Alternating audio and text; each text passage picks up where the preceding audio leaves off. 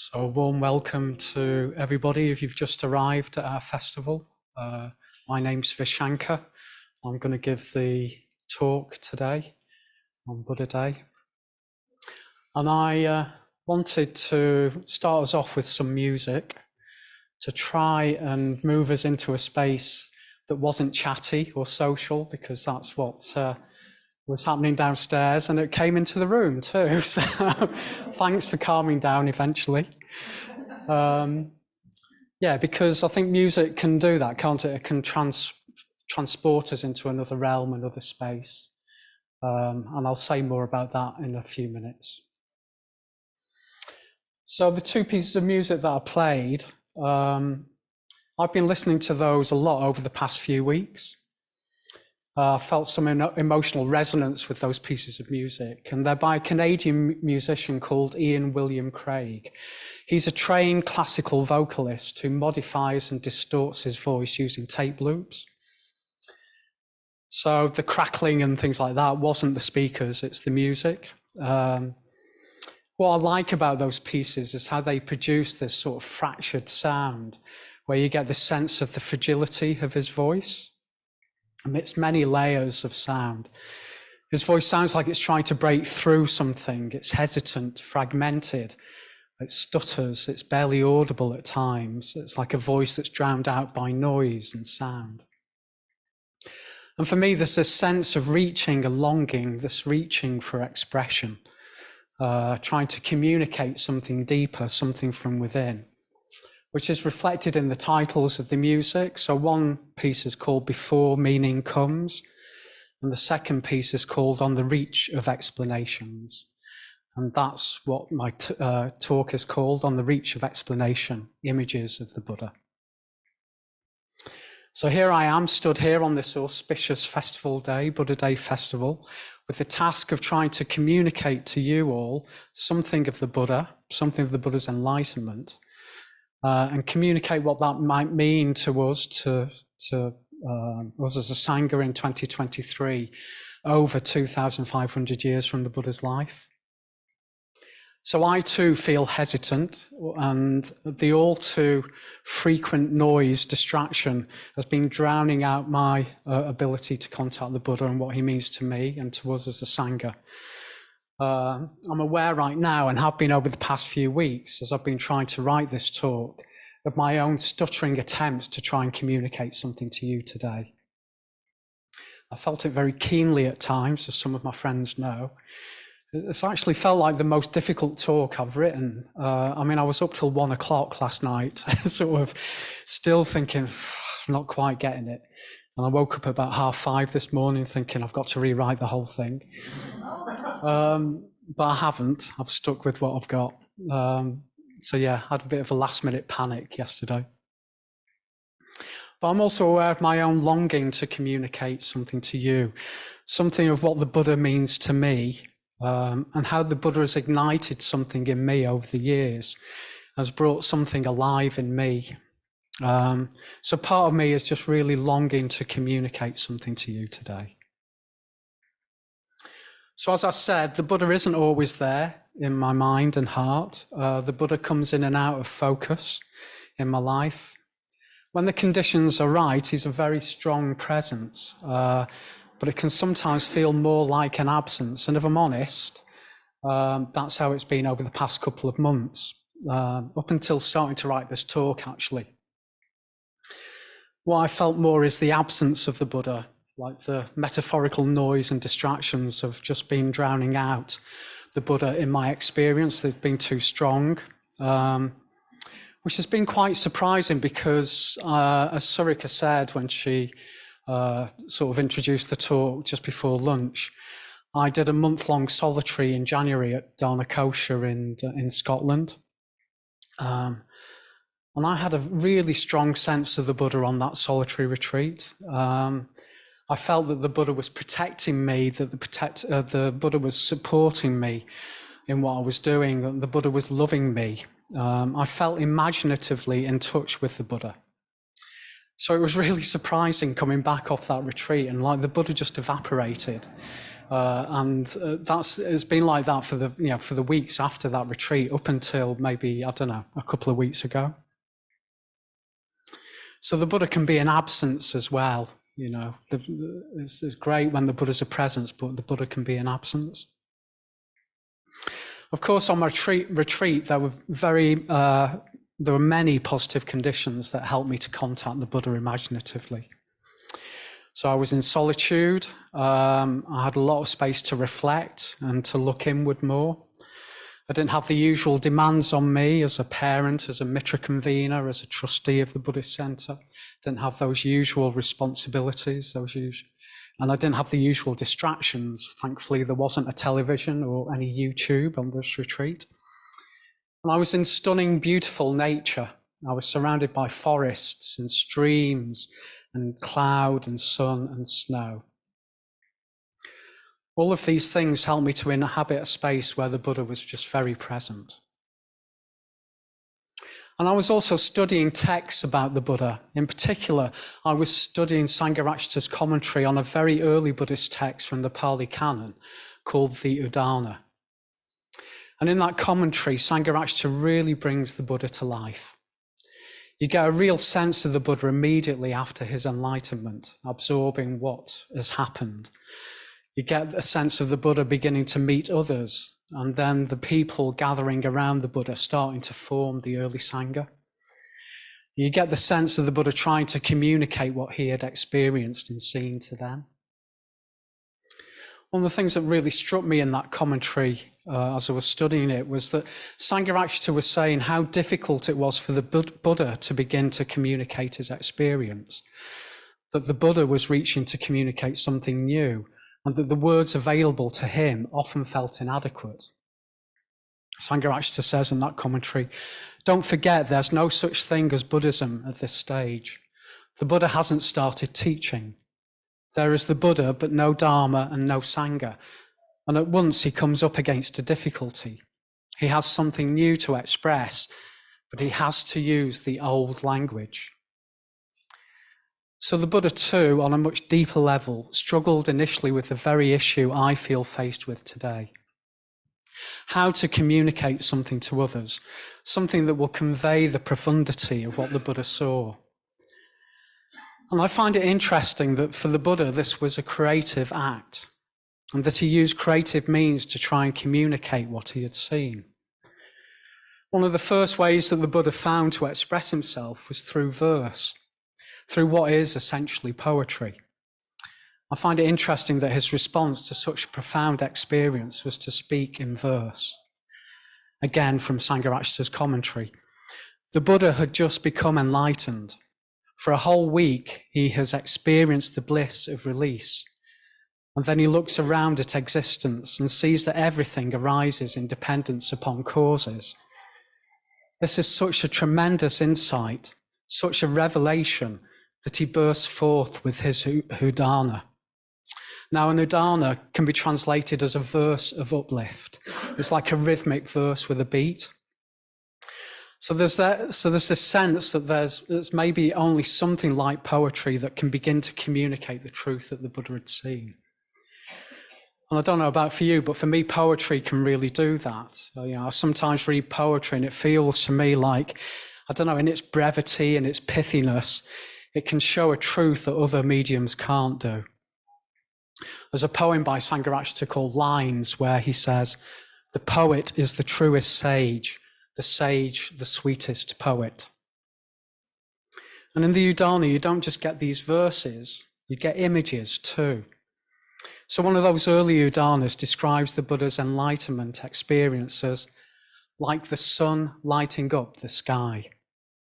So the Buddha is not only communicating through verse, but also through image too.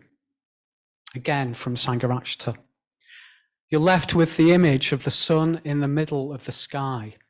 There are no clouds, just the sun radiating its light in all directions, having evaporated the clouds. That's the image or picture of enlightenment. There's no analysis, no concepts. You're just left with that picture, which is very powerful and effective, even though it's so condensed. just sketched in with broad brushstrokes, as it were. So let's just stay with that image just for a moment. Let's imagine the sun radiating its light in all directions. There are no clouds, just blue sky, light, radiance.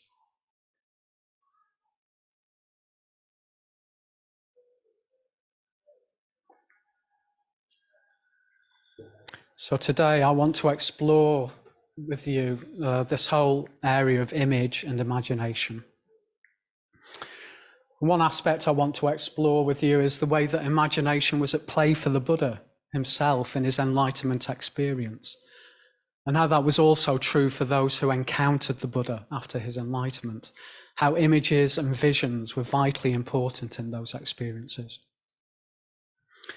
The second aspect I want to explore is how images can communicate something truthful, deep, and profound to us.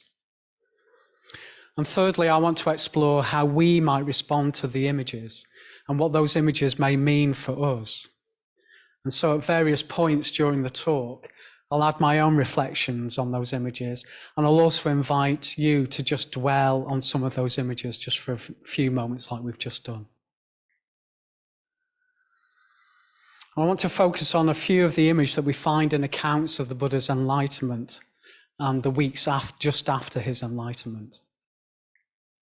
These are images that have just really stayed with me over the years. I find them really beautiful and tender, and hopefully, we'll sort of explore that more as the talk goes on. And I'll be using different accounts of this period of the Buddha's life. Some of them are traditional accounts, and some are contemporary accounts by a couple of order members. Unlike the Buddha's Udanas, these accounts are all creative responses themselves to the Buddha's enlightenment. And I'll use these accounts to just dwell on four main images from this period of the Buddha's life. So we'll dwell on the Buddha's awakening moment sat under the Bodhi tree. We'll dwell on the Buddha looking out over the pond of lotus flowers. We'll dwell on the image of the Naga serpent, Muchalinda, wrapping himself around the Buddha as the storm rages. And then the merchants, Tapusa and Balika, meeting the Buddha for the very first time. And I'll invite you to join me in an imaginative bowing to the Buddha during when we look at that image. And then there'll be a coda to my talk where we'll use the image of the Buddha back under the Bodhi tree, just absorbing the bliss of liberation. And I hope by dwelling on these images, we'll just imaginatively be able to get more in touch with the Buddha and what his experience of enlightenment was like. I want to suggest that maybe this is the better way to explore these things, rather than through concepts or ideas. Maybe it's image, sound, and verse, etc., that can bring the Buddha and his enlightenment more to life for us. Not just intellectually, but in our whole being, our whole body, which I think is a really important aspect of the imagination. Sangharakshita says that when one truly perceives an image, one perceives it with the whole of oneself, or with one's whole being. When one truly perceives an image, therefore, one is transported to the world to which that image belongs and becomes, if only for the time being, an inhabitant of that world. So that's why I wanted to play the music at the beginning of the talk, was to try and transport us into another world, another realm. So at this point, you may be thinking that you're not imaginative, and that in particular, you're not a visual person. That you don't visualize things. You may not feel that you're a creative person. You may feel like you're more scientific, more technical, or that you're brought to life by ideas and concepts instead. Well, of course, that's fine. The word imagination, I think, is a bit undefinable, but I think what I mean by imagination is something like whatever it is that brings us alive, whatever it is that gives us a sense of meaning, whatever it is that might move us in some way. And we're not all visual people. For some of us, it's using the other senses where something of the imagination comes alive. Or it might be a feeling or a felt presence of something or an intuition that does that. Or it might be being with other people that might bring us alive. Or it might be being out in nature that brings us really alive, gives us a sense of meaning. It could be something about philosophy or ideas or concepts or something that seems more scientific that brings us alive in that way. I mean, I just think of like all those David Attenborough programs which were about natural history, but they're just deeply imaginative experiences, I think. And the word imagination may not do it for you. You may prefer to think about it in relation to archetype or myth or dream or metaphor or soul or right brain rather than left brain or the psyche or the unconscious. I would suggest that all these things are aspects of what I'm calling the imagination.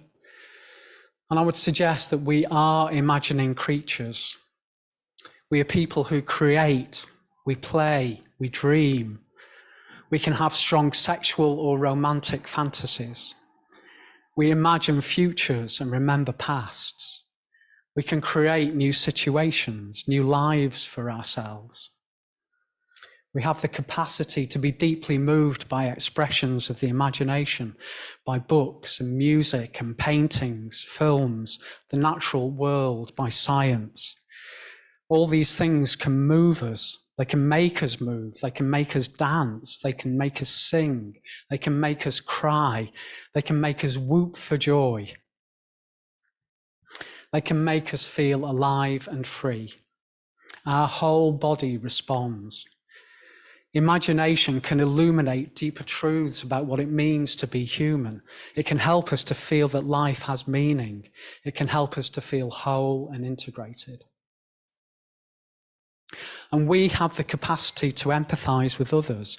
We have the capacity to imagine what life is like for them in some way and act from that place of imaginative identification. And imagination can take us beyond ourselves, where we are so immersed in that experience that we forget about ourselves for a moment. So I would suggest that we are imagination, that we live images, and that it's about the whole of us. And I'm going to use these words image and imagination, but it's really just a shorthand for what it is, either consciously or unconsciously, that can move us, can bring us alive, can transport us. So you may have to do a bit of translation for yourself, just turning the words image and imagination into whatever it is that works for you. And just on another note, some people might say that image and imagination isn't direct experience, it's just fantasy, it's not real. But I would suggest that actually we use image to get more in touch with our direct bodily experience. That's certainly my experience. And also, I think when we get more in touch with direct experience, and particularly bodily experience, the sensations of the body, images can tend to come up. So images are something that we probably have to work with. Images are stored in the body, I think. So images are something that we have to work with in relationship to direct experience. And I would also suggest that the nature of the experience of experiencing images, is like any other phenomena. It's fleeting and insubstantial. It's like any sensation. So I think through images, we can actually see into the nature of existence itself.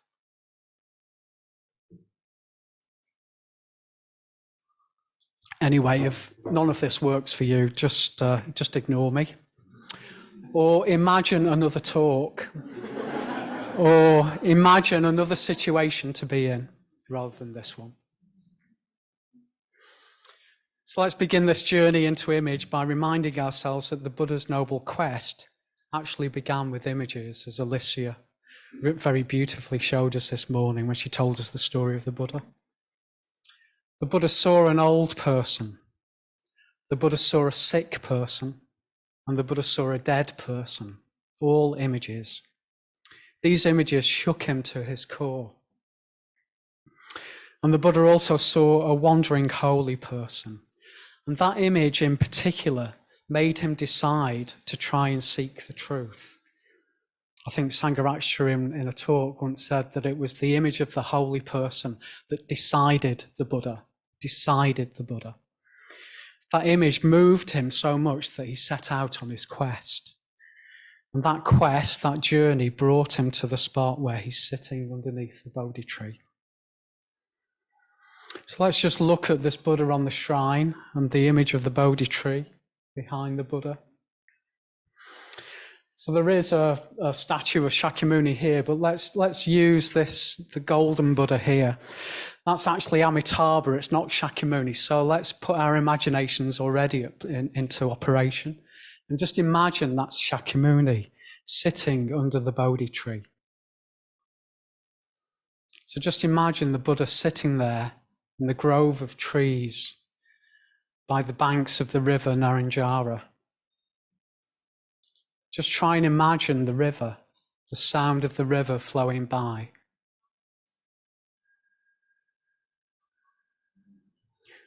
And try and picture the Bodhi tree behind the Buddha. Its strong trunk, its wide branches reaching to the sky. Its green leaves and the sun catching the sheen of the leaves glistening in the sun. And the Buddha sitting there. And just try and get a sense, try and imagine the freedom, the liberation that the Buddha felt. Just try and imagine feeling as free as you can.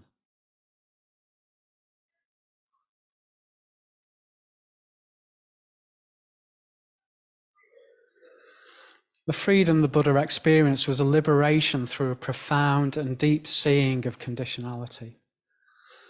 This deep seeing is sometimes described as the watches of the night, where the Buddha is flooded with images. There's this epic poem, quite an early poem by an Indian poet called Ashvaghosha, which is called, the poem's called the Buddha Charita. It's the first full-length biography of the Buddha's life. And it vividly describes the Buddha's enlightenment experience, seeing into conditionality in this way. In the first watch of the night, he recollected the successive series of his former births. There was I, so-and-so, that was my name. Deceased from there, I came here. In this way, he remembered thousands of births as though living them again. Full of pity, he turned his compassionate mind towards other living beings. And he thought, again and again, they must leave the people they regard as their own and must go on elsewhere, and that without ever stopping. Surely this world is unprotected and helpless, and like a wheel it turns round and round. And the poem goes on to describe how on the next night the Buddha looked upon the entire world and saw clearly and vividly all the skillfulness and unskillfulness in the world and the consequences of those actions. He saw that nothing could provide security in samsaric existence, and that the threat of death was ever present, and that there was nothing substantial in the conditioned world to rest on. And the Buddha's compassion grew further. And on the third night, the poem describes how the Buddha saw how humanity wears itself out, birth and death, over and over again. And he saw into the very heart of existence and how greed, hatred, and delusion fuel this going round and round. And he saw that when that delusion is extinguished like a flame, suffering ends. Through his profound seeing of this, the Buddha's heart was finally set free.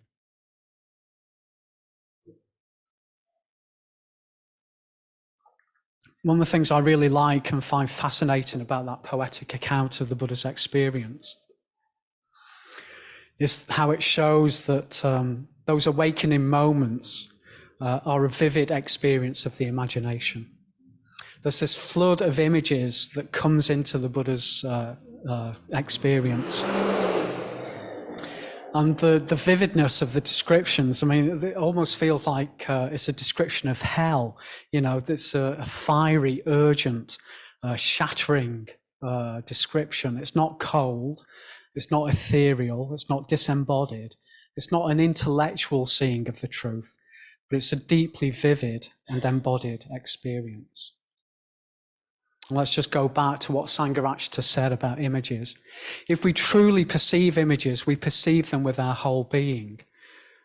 So through these images, the Buddha saw and felt the whole of life, the whole of existence. He saw it in its entirety, not just in his mind, but in his heart and in his gut too. The images gave him a vision of existence that was vast in its totality.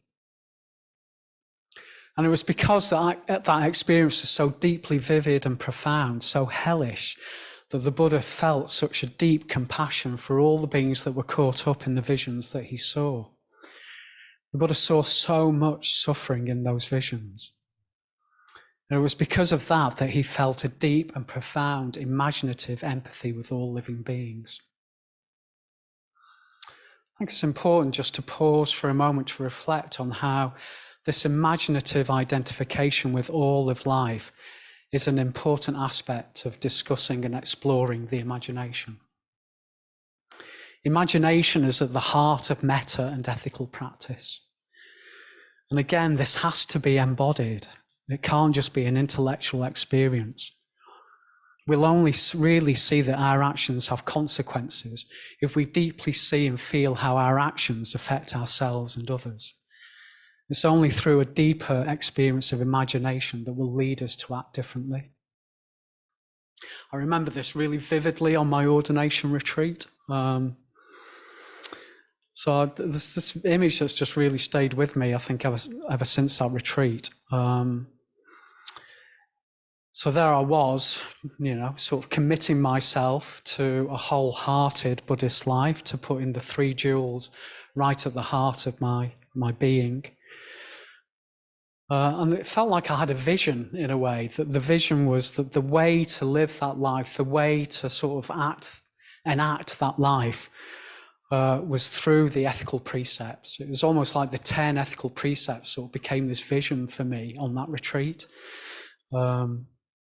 And that's really stayed with me, that is just really at the heart of ethical practice, of Buddhist life.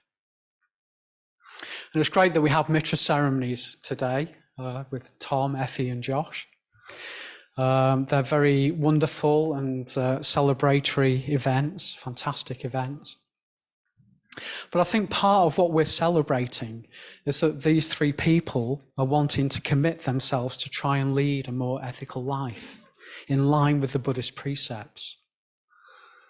When I meet with people who are, say they want to become a Mitra, we meet and we explore what making that commitment means. I think that's one of the things I'm trying to get a sense of, is that do they have a sense of empathy for all life? It might just be in germinal form, but I want to get a sense that they can imaginatively put themselves in other people's shoes and imagine what life is like for them and act from that place in some way.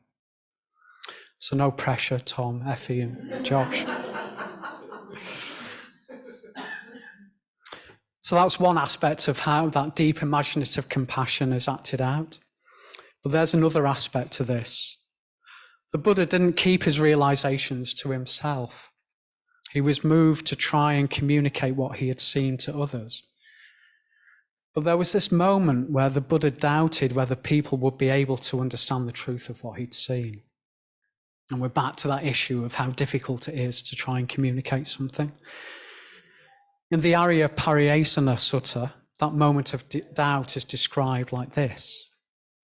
This Dharma I have attained is profound, hard to see and hard to understand, peaceful and sublime, unattainable by mere reasoning, subtle, to be experienced by the wise. But this generation delights in attachment, rejoices in attachment, It is hard for such a generation to see this truth. If I were to teach the Dharma, others would not understand me. So the Buddha is sat there with this doubt in his mind. And again, I find it really significant that it's an image that helps to evaporate that doubt. It's an image that moves the Buddha to begin to communicate the Dharma to others. And it's that beautiful image of the pond of different coloured lotuses that moves him. And through that image, the Buddha saw that living beings were similar to those lotus flowers. So like the flowers that were still immersed in the water, some people wouldn't be able to hear the truth. But there were some lotuses that were half open or even fully open to the light. And the Buddha saw that there were some people who would be able to hear the truth of what he had seen. Such a beautiful image, isn't it? That image of lotus, the lotus pond. So tender and compassionate. And I would say that this whole Buddhist centre is based on that image. I think the setting up of this centre, people like Ratnaguna at the back there who helped to set up the centre, everything we do in it is our own imaginative response to that image that the Buddha saw of the pond of lotuses and the potential for the Dharma to be communicated to others. It's really significant that we've got an illustration of that image downstairs in the bookshop. It often, I think, gets a bit lost, surrounded by all the books and all the things. But we've got an image of the Buddha looking out over that pond of lotuses. And I think that's really significant that that's the first image that people see as they come through the door. So I'd encourage you again to look at that image downstairs when you're back downstairs later. And I would say that whether we're conscious of it or not, all of us who teach, who lead study, who support classes, who do reception, who work on our website, who clean the building, who create beautiful shrines, who make lots of food for people, all of us who help out in so many ways, I think in some respects we're acting from that image. Somewhere we all want to communicate the truth of the Buddha's insights by helping out at the centre. So again, let's just take a moment to reflect on that image of the lotus pond. Let's try and imagine that pond, the sun shining on the still water.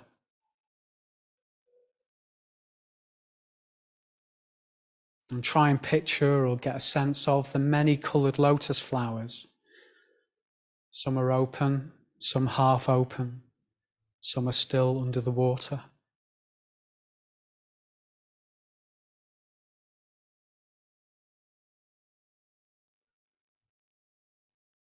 And imagine the people coming through the doors of the Buddhist centre. There'll be an element of suffering in their experience. We all come here with some sense of suffering. So just try and imagine them coming through the doors of the centre. And try and picture or imagine how you might be moved to help those people. How that maybe that image of the lotus pond and the Buddha's decision to teach, how seeing or feeling into that image might make you want to help, or how you help already.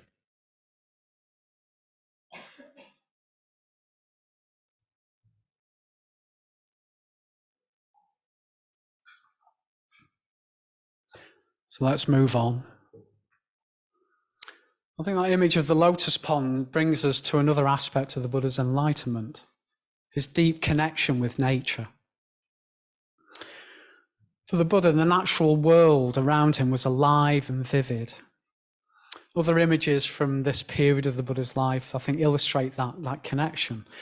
So there's that image of Mara's assault on the Buddha, and Mara sort of firing arrows at the Buddha, and the Buddha just turns those arrows into flowers.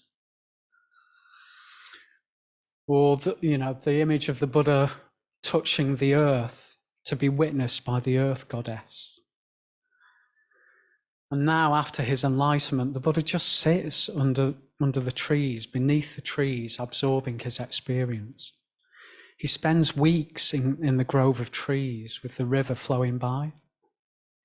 There are accounts of him just gazing at the trees. And there's this image of nature in the weeks after the Buddha's enlightenment that has a particularly strange and mythical quality to it. I find it an incredible passage which is in the Udana. And its starting point is the Buddha sitting at the root of one of the trees, this time the Muchalinda tree. And the description is this: a great storm arose out of season with 7 days of rain, cold winds and gloom. Then Muchalinda, the royal Naga serpent, came out of his realm. He wrapped the Blessed One's body 7 times in his coils, and he stayed there with his great hood spread out above the Blessed One's head, thinking, let the Blessed One feel no cold or heat or touch of gadflies, gnats, wind, sun, and creeping things. At the end of the 7 days, Muchalinda saw the sky bright and cloudless, and he unwrapped his coil from the Blessed One's body. Such a vivid sort of image, isn't it? Such a strong, vivid, animistic sort of description of nature, I think. There's a sense for me of just how alive everything is in the description of that scene. It reminds me of something Sangharakshita once said, which I think is really significant. He said, I would go so far as to say that a universe conceived of as dead cannot be a universe in which one stands any chance of attaining enlightenment. So in all these images, nature is really brought to life, and you get the strong sense of the Buddha's deep resonance with nature. I would suggest that this sense of aliveness, this sense that the world is alive as we are alive, must be an aspect of the Buddha's enlightenment experience. So how might we cultivate that for ourselves? Are we able to imaginatively feel a similar connection to nature as the Buddha did? Maybe importantly, can we feel it here in the city? It's difficult in the city, isn't it? It can feel so urban, so filled with glass and concrete and brick.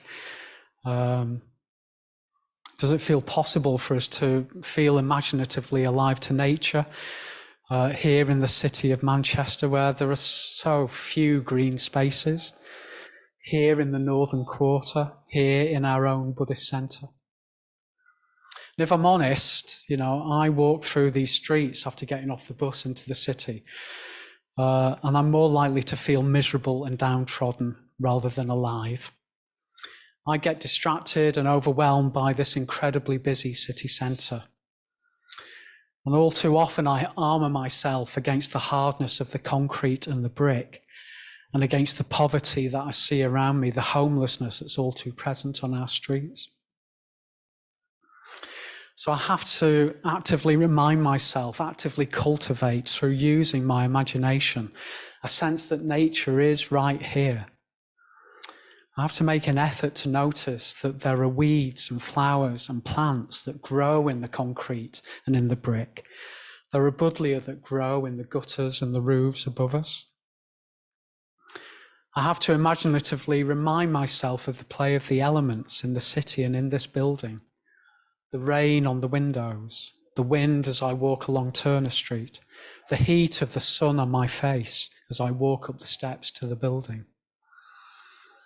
And there's the earth in the brickwork of this beautiful centre.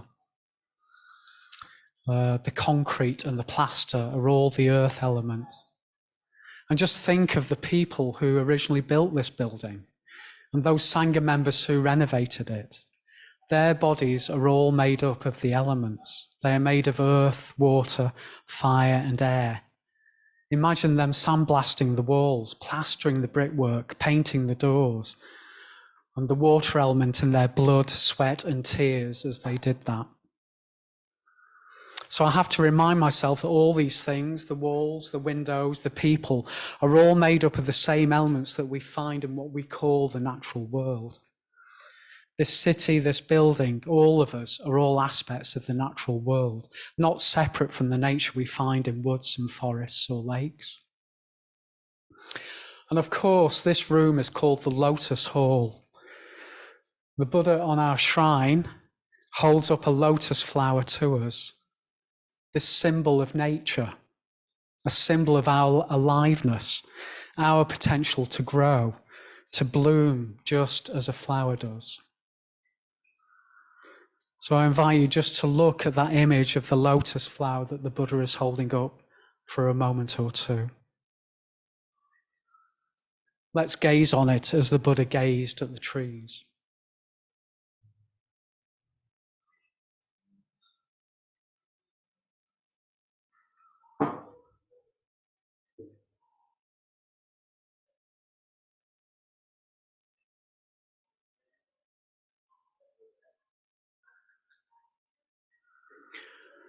Can you remember the first time that you saw this Buddha image?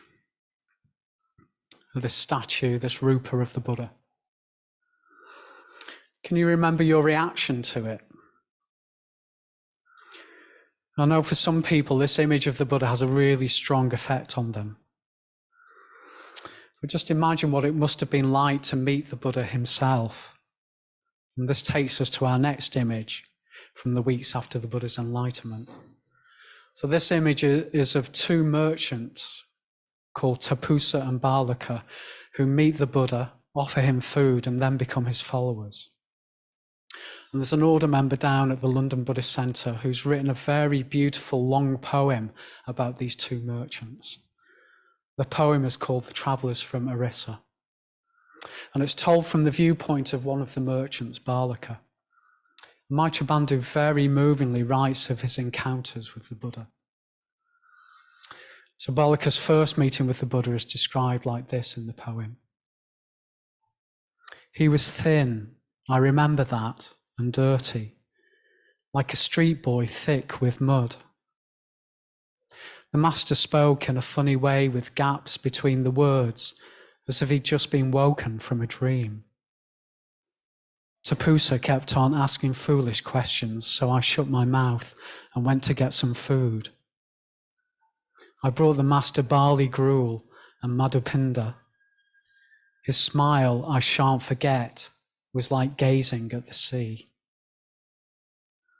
So I'll just repeat that last line. His smile, I shan't forget, was like gazing at the sea. And later in the poem, Maitreya Bandhu imagines a second meeting between Balaka and the Buddha. There he was, the master, walking a little way ahead with a motley crew of sadhus and disciples. I knew him by the way he moved, slow and even like an elephant or tiger.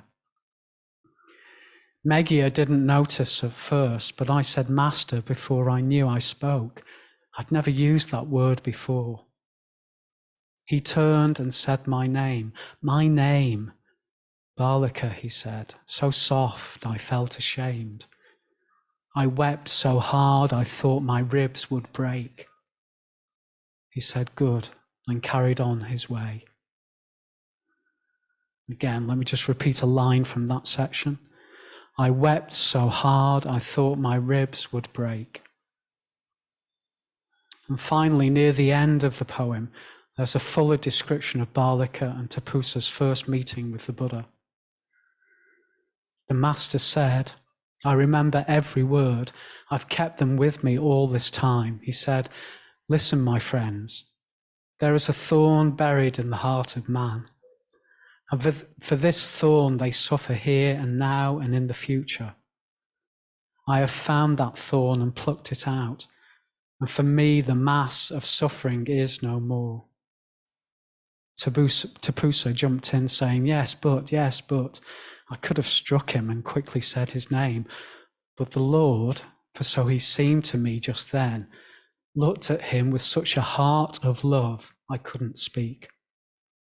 And then a wonder came and troubled me and worked within my soul as if I'd rise and shout and stamp my feet. Again, I just want to repeat those last lines. And then a wonder came and troubled me and worked within my soul as if I'd rise and stamp my feet. A wonder came.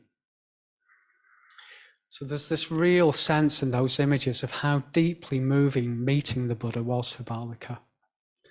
There's a sense of awe and wonder, the awe and wonder that he felt. And again, it's a deeply embodied response to the Buddha. It's not just an intellectual idea. Balaka was so moved that he sobbed. And it was troubling too, because deep down, Balaka knew that his life would never be the same again. He had come into the contact with the Buddha, who symbolized a vision of something bigger, something beyond what he knew.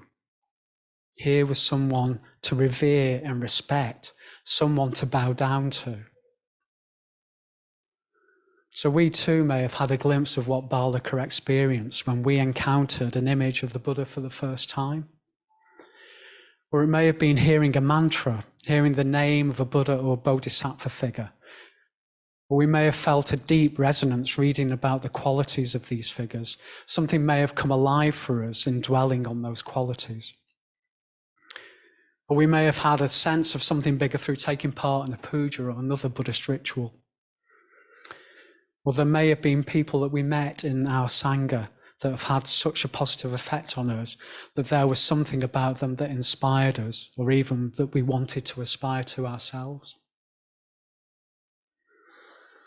Let's go back to this beautiful golden image of the Buddha that we've got on our shrine.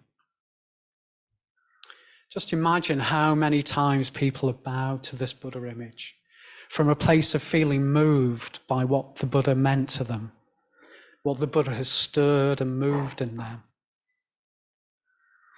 So I want to invite you now to join me in an imaginative bowing to the Buddha by doing a short puja to the Buddha, using the words of another order member called Dhiramati, who used to be based here in Manchester. Actually, he used to be a Mitra convener. I'm part of his lineage. And he was inspired by some of the qualities of the Buddha, which he names in the words of the verse. So I just encourage you to listen carefully to those qualities. Try and absorb them if you can. And I'll lead the Shakyamuni mantra at the end of the puja, and we can just chant that for a short while. So in call and response.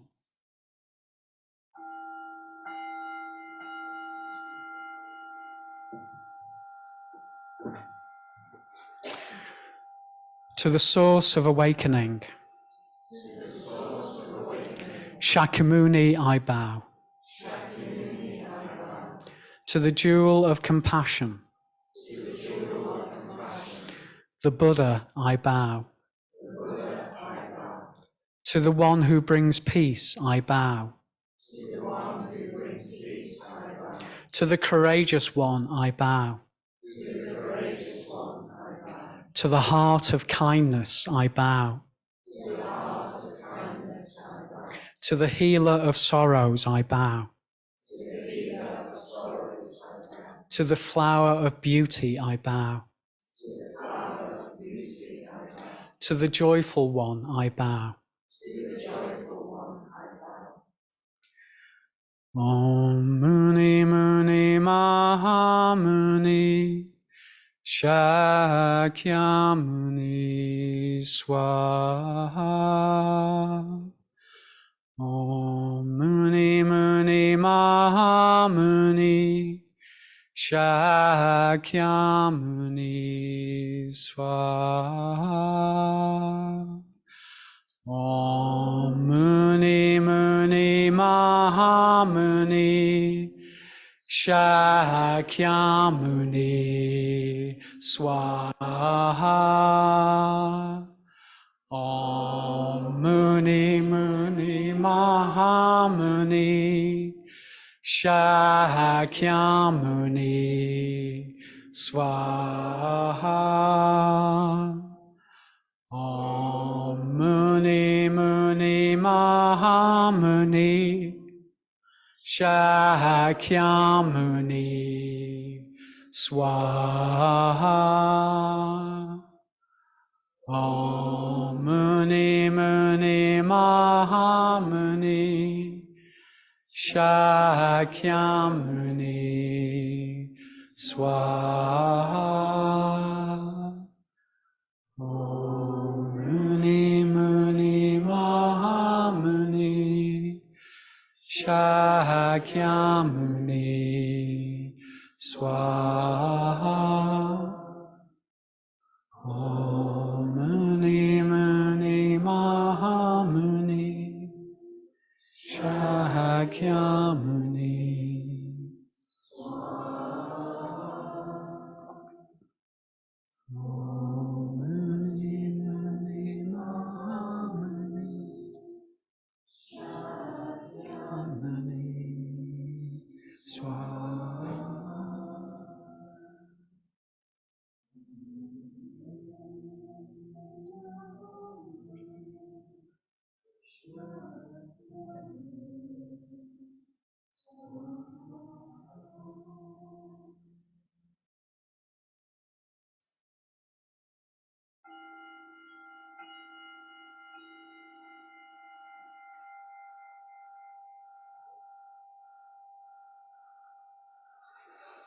So we're coming to the end of this imaginative journey, but there's one final image I'd like us to explore together. So I hope I've been able to communicate something of the Buddha to you today. I hope these images have brought him alive in some way. I hope the beauty of these images have come through. Personally, I find these images incredibly beautiful and attractive. And more I realize that we need something strong, beautiful and attractive to keep us going, to keep us on the path. So before we look at our final image, I just want to remind you that after this talk, we'll have a period of reflection on the images that I've described. And as Surika said before lunch, you can do that in whatever way you choose. So if you want to stay here in the Lotus Hall and sit in silence and reflect, or write or draw, you can do that. Just stay here. If you'd like to be part of a discussion group and talk with others and reflect on the images in that way, then just go to the room that you signed up to on the sign-up sheets downstairs. If you're not sure, just go downstairs, look at the notice board in the tea area, and you'll see the rooms that are available. Just join one of those. And for those of you who are here on Zoom, you'll be put into a discussion group. But it's up to you if you attend that. If you just want some quiet time to reflect at home, then do that.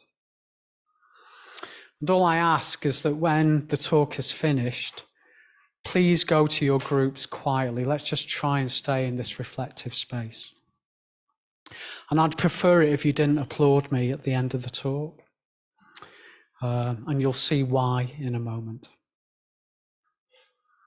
So let's go to our final image. And the image I want to end with is the Buddha absorbing the bliss of liberation, the silent meditating Buddha. So the Buddha sat under the trees by the river for weeks on end, 7 days, then another 7 days, stretching into weeks. And in the passages in the Pali Canon, the Buddha is described as sitting there under various trees, feeling the bliss of liberation. Every 7 days, the Buddha would move silently from tree to tree. And he's incredibly still and absorbed.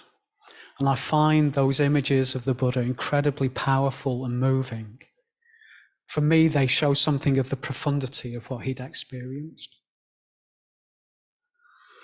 So we've had all these words today, far too many words, had all these images. We need time to absorb them, time to take something of them in, time to take the Buddha in on a deeper level into our beings and try and absorb the profundity of these images and what they mean for us and how they might inspire us. So I think we need a brief period of quiet, a short period to reflect. So I'll ring a bell and we'll just sit quietly for a few minutes, just absorbing what we've done. And then I'll ring a bell at the end, and then we'll just quietly move into the reflection space that works best for you.